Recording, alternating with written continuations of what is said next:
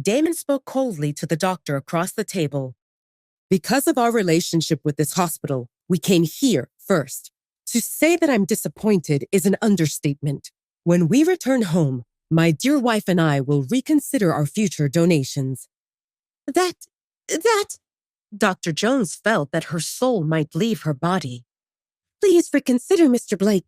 This was just the first appointment for us to get comfortable with each other. She saw that Damon's expression turned icy and she quickly corrected herself. I mean, for me and Mrs. Blake to get to know each other. The next appointment will be more specific and tailored to her needs. Ignoring Dr. Jones's excuses, Damon took Talia's hand in his and closed his eyes while savoring the delightful sparks he craved for. His thumb caressed Talia's knuckles once, twice, and then he lifted her hand and kissed the back of her palm. Talia was still reeling from the shock of Damon labeling her as his wife in public. But now that he had kissed her, she was lost in the moment, forgetting even to breathe. His lips lingered on her skin longer than necessary, but she had no qualms. A few unruly black strands fell over Damon's forehead, and Talia had an urge to push them back and verify how soft his hair is, but she held back. Damon opened his eyes and looked up at Talia while his breath fanned the place he kissed just a second ago.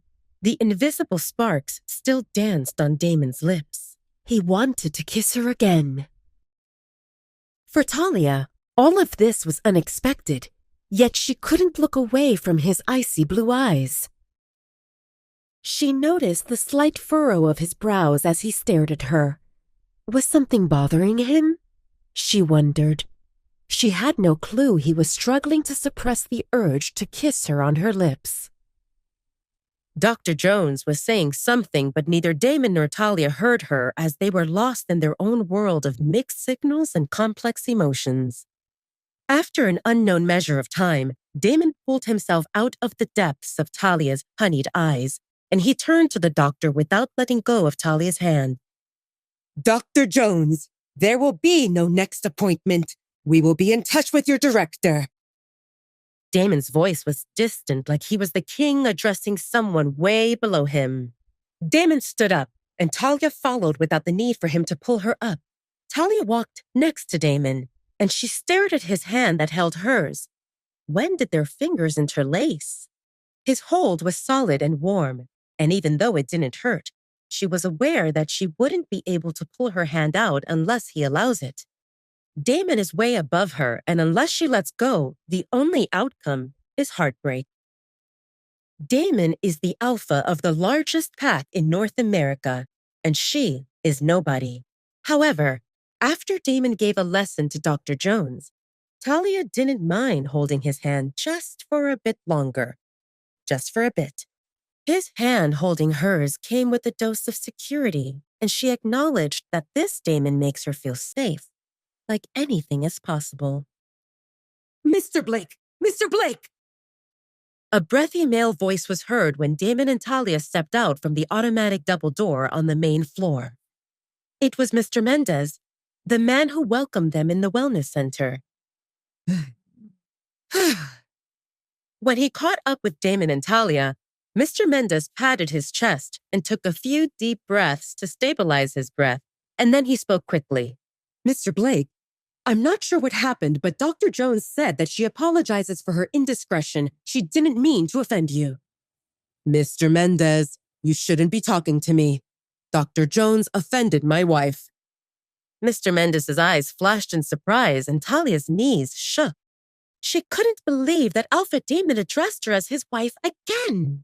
How can he lie like that? And it's in the open. What if someone overhears? Talia looked at Damon, who gave her his signature half-smile that could put almost any woman in a daze. Almost any woman. But not Talia. Talia saw it as a precursor of a calamity. How can he be so calm? Talia understood that Alpha Damon probably did this play many times before. These people are not shocked that he addressed her as his wife. They are probably surprised because the last time he came here, his wife was someone else. It made sense. After all, Alpha Damon has many women who want to be his Luna. and Talia was confident that this is a game Damon enjoys. She told herself not to overthink it because by tomorrow, if not earlier, some other girl will hold Damon's hand, and Talia will be lucky if she's not accused again of stealing food. Mrs. Blake, please accept our apology. Mr. Mendez's words pulled Talia out of her thoughts. She looked at Damon, silently asking for guidance on how to handle this. But Damon shrugged and gave her hand a squeeze, which she understood as a sign that she can handle it any way she wants. How should she handle it? Talia took a deep breath and imagined herself as someone who has a solid backing. Someone like Damon's Luna, Mrs. Blake, because right now, that's who she was. Mr. Mendez, Talia called. It's not on you to apologize for someone else's fault. And in this case, an apology won't solve anything. Dr. Jones's behavior was unprofessional. I came to her because I needed help, but she acted like my condition was not important.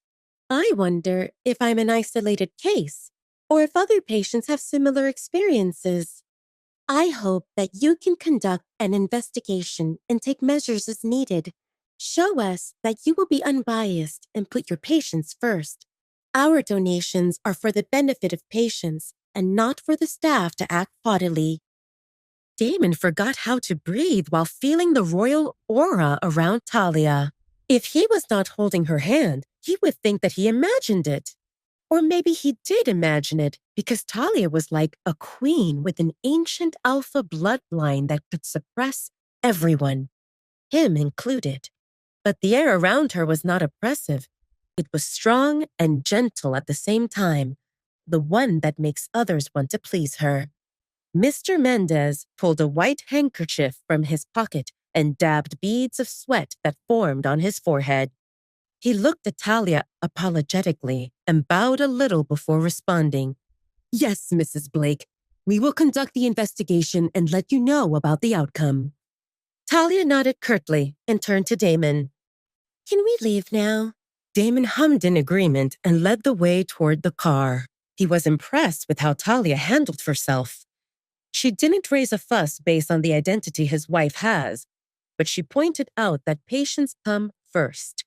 Talia made sure that Mr. Mendez knew she was displeased, yet she didn't sever their ties, giving him hope that he can salvage the situation by handling the case himself. Talia was not arrogant, and she didn't allow them to step over her while fighting for the others. Selfless. She used her authority and power to benefit less privileged ones.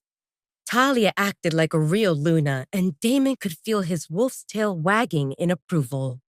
Damon and Talia got into the car, and seconds passed in silence that stretched thin and pressed on Talia's delicate nerves, turning them into strings that might snap any time. Did I do something wrong? Talia asked, unable to conceal her insecurity. Damon realized he was staring. No, you were brilliant. Dazzling, amazing, fantastic, perfect to the point of making him question if he was worthy to have her as his mate. He was mind blown because Talia didn't have any training, nor did she follow anyone's example. Talia did what she thought was right, and it left him speechless.